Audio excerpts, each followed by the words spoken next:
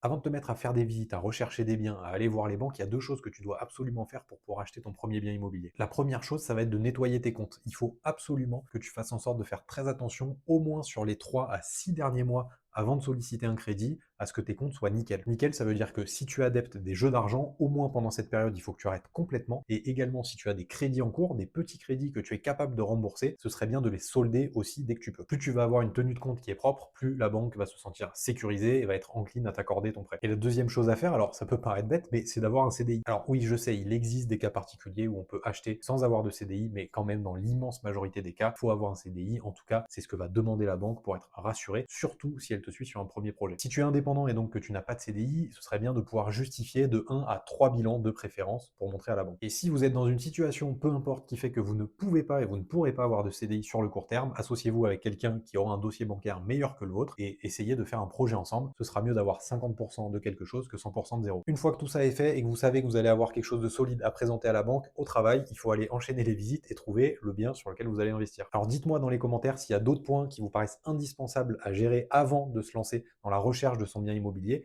et n'hésitez pas à mettre un like et à follow la chaîne.